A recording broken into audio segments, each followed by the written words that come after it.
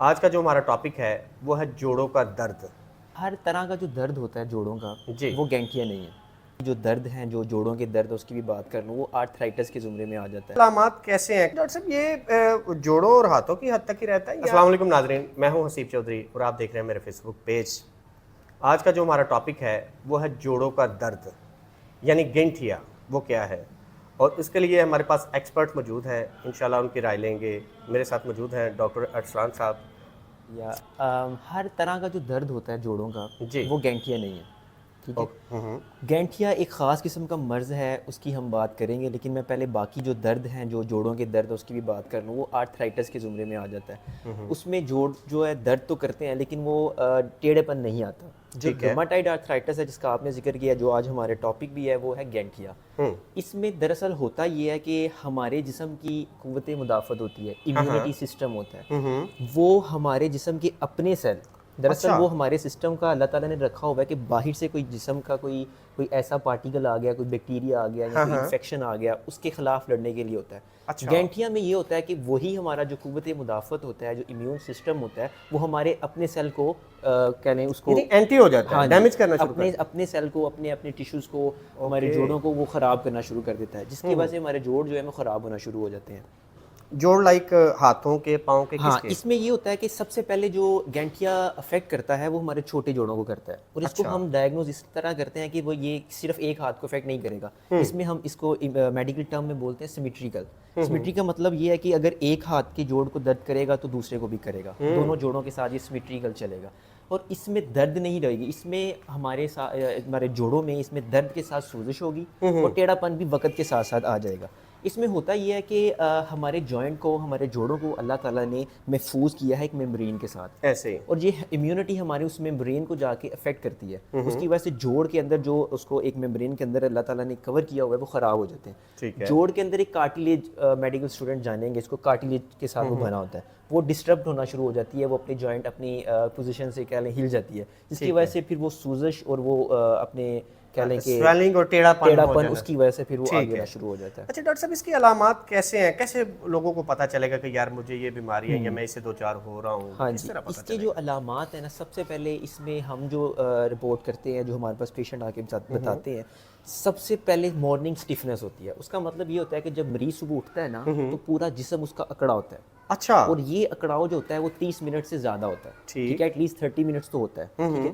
اس کے علاوہ وہ ہمارے پاس کمپلین کرے گا کہ چھوٹے جوڑ ہیں میرے ہاتھوں کی، انگلیوں کی، یہ جوڑ ہیں، ان میں درد ہے، ان میں سوزش ہے، ان میں کہہ لیں کہ موومنٹ نہیں آتی، اکڑاؤ ان میں بہت زیادہ آ جاتا ہے۔ اس کے ساتھ ساتھ پوری جسم میں اکڑاؤ ہو سکتا ہے، اس میں بھوک کا کم لگنا ہو سکتا ہے، یہ ساری علامات اس میں پیشنٹ جو ہے وہ ہمارے پاس لے کے آتا ہے۔ سوری ٹو سے ڈاکٹر صاحب، آپ نے کہا کہ بندہ مارننگ میں بندے کو خود کو فیل کرتا ہے کہ اکڑا ہوا، تو اس میں کائنڈلی آپ یہ نہ سمجھ لیں کہ کئی بندوں کو کائلی بھی ہوتی ہے، سستی بھی ہوتی ہے، ایسا ہی ہے، تو اس وجہ سے بھی کہتے ہیں مجھ سے کام نہیں ہوتا، بالکل، تو یہ نہیں سمجھ لیجیے گا۔ اچھا ڈاکٹر صاحب، یہ کس عمر میں زیادہ اٹیک کا مسئلہ بنتا ہے؟ یہ مطلب بیماری کس عمر میں زیادہ اپنا زور دکھاتی ہے؟ اس میں جو ہمارے پاس پیشنٹ رپورٹ ہوئے ہیں، یہ 20 سال سے لے کے 60 سال کی عمر میں خواتین زیادہ رپورٹ ہوئی ہیں۔ میل کی نسبت خواتین کے اندر یہ پرابلم زیادہ ہوتی ہے۔ اس کی جو وجہ آتی ہے نا، وہ ہمیں اسٹڈیز جو ہماری میڈیکل بکس کہتی ہیں، اس میں سب سے پہلے جو وجہ آتی ہے وہ آتی ہے ہماری اوبیسٹی، موٹاپا، ٹھیک ہے۔ اس کے علاوہ فیمیلز کے اندر ہارمونل امبیلنس کی وجہ سے بھی یہ پرابلم آ سکتی ہے۔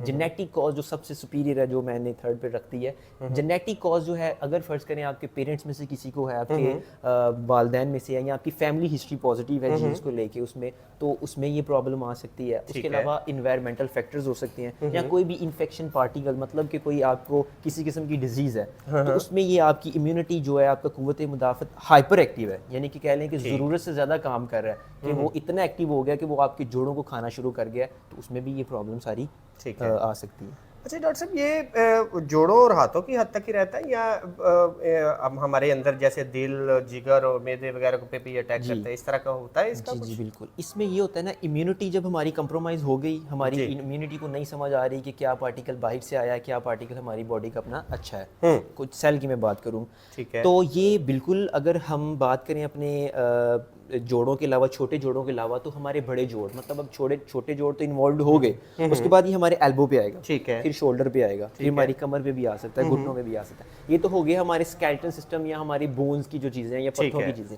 मेन हमारे हाँ जो जी है, बिल्कुल। ठीक है। इसके अलावा फिर हमारी इम्यूनिटी जो है वो दूसरी चीज़ों पे भी इफेक्ट कर सकती है, हमारे फेफड़ों में इफेक्ट कर सकती है, हमारे गुर्दों में इफेक्ट कर सकती है, और उसके अलावा हमारे जो थूक बनाने वाले ग्लैंड्स होते हैं, सलाइवरी ग्लैंड्स बोलते हैं, उसमें अंदर ये इफेक्ट हो सकती है, ठीक है। उसमें मुंह का खुश्कपन ज़्यादा आ जाता है, शॉगरेन सिंड्रोम बोलते हैं उसको, वो भी इसकी ही एक कॉज है। इसके अलावा हमारी जिल्द पे इसका इफेक्ट हो सकता है, इसको लुपस बोल सकते हैं। यानी कि ये बीमारी हमें बाकी ऑर्गन पे भी अटैक कर सकती बिल्कुल, है। क्योंकि हमारी इम्यूनिटी अब जो है ना वो हाईजैक हो गई है, उसको नहीं समझ आ रही क्या चीज़ अच्छी है क्या चीज़ नहीं ठीक अच्छी, है। तो उसने बस अपनी इम्यूनिटी वो उस सेल को ख़राब करना वो शुरू कर दिया होगा।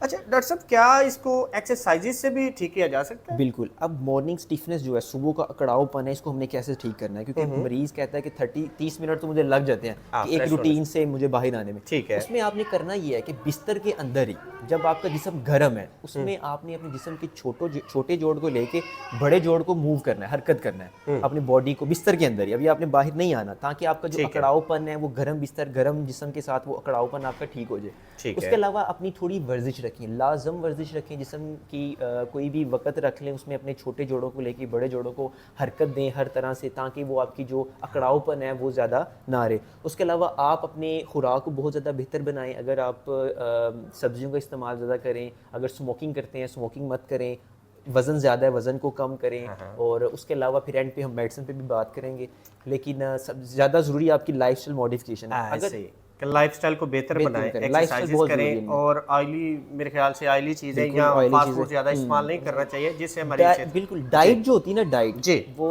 सारे यही कहते हैं, हमारे डाइटिशियन भी यही कहते हैं, बीमारी से पहले जो कह लें, दवाई से पहले हम अपनी डाइट बेहतर कर लेना तो 50% हमारी जो हमारा मर्ज है ना वो सेटल हो जाएगा। बेशक ऐसे ही है। यानी कि डॉक्टर साहब के ये सारी बातें सुनने के बाद मेरा जो अपनी राय है नाकस थी, मैं ये जानूँ कि जो ख़वातीन घर में कंप्लेंट्स करती हैं ना कि हमें जोड़ों में दर्द हो रहा है, कमर में दर्द हो रहा है, ये इसी वजह की होती है या थोड़ी सी उनमें कुछ सुस्ती कायली का उनमें भी मामला चलते हैं? नहीं, ये जो मैंने सिम्टम्स बताए हैं ना कि सुबह का में अकड़ावपन, दूसरा जॉइंट के अंदर सूजिश, जॉइंट के अंदर सोजिश आ गई, स्वेलिंग आ गई, वो तो खतरनाक चीज़ है, वो तो अलार्म हो जाए। ये गली मोहल्ले के डॉक्टरों के पास ना जाएं, किसी ऑर्थोपेडिक डॉक्टर के पास जाएं, वो तो सीरियस लेना है अगर इन छोटे जोड़ों में आप में दर्द सोजिश आ गई है, ठीक है। लेकिन ये जो आप बता रहे हैं, ये फाइब्रो, ये मेल्जियाज होते हैं, सिंपल पट्टे का साबी कमजोरी हो सकती है, ये पट्टों के अंदर खिंचाव हो सकते हैं, इन्हें हम माइल्जियाज बोलते हैं, ठीक है, पॉलीआर्थराल्जिया बोलते हैं, इसमें वो हो सकते हैं। इसका कोई ताल्लुक नहीं है।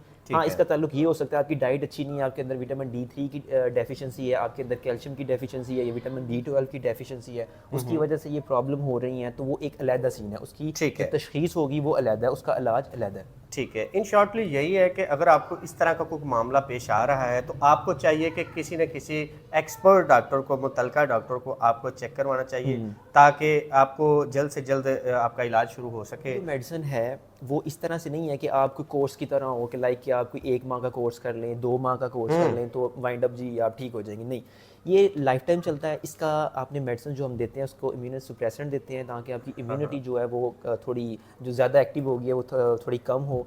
और ये इतना गैप आ सकता है कि फ़र्ज़ करें आपने कोई 2-3 माह कंटिन्यूसली मेडिसिन खाई है, उसके बाद इतना आपको हो सकता है कि 1 माह मेडिसिन छोड़ दें। अच्छा। और 1 माह तक आपकी बॉडी जो है ना वो इस मेडिसिन के बगैर रह जाए, लेकिन इसका रिकरेंट अटैक हो सकता है, डेफिनेट हो सकता है, तो उसको आपने ख्याल रखना है कि जितनी देर तक आपकी मेडिसिन के बगैर गुजर गई वेल एंड गुड, वो आपकी ब्लेसिंग है। लेकिन अगर दोबारा अटैक होता है तो फिर वापस आपने अपने डॉक्टर के पास जाना है और वही मेडिसिन या जिस तरह से वो मेडिसिन है वो दोबारा आपने कंटिन्यू करनी है। ऐसे ही डॉक्टर साहब की ये बात सुनने के बाद मुझे तो डर लग रहा है कि हमें चाहिए कि हम खुद को पहले से ही तैयार रखें, यानी कि बीमारी को पास ना आने दें हम लोग ना। तो डॉक्टर साहब ये आपका कहने का मतलब है कि ये मेडिसिन खाते ही रहना पड़ेगा, ऐसे ही? यानी तो इसलिए जिन लोगों को तो ये बीमारी से दो चार है, अल्लाह ताला से दुआ है कि अल्लाह ताला उनको सेहत याबी दे इंशाल्लाह। और जो बीमार नहीं होना चाहते वो एहतियाती तदाबीर पे अमल करें जनाब, और वो अपनी सेहत का ख्याल रखें, एक्सरसाइजेज वगैरह करें, और अगर इस तरह का कोई मामला है तो फौरी रुजू करें डॉक्टर से। स्टे सेफ, अल्लाह हाफिज़।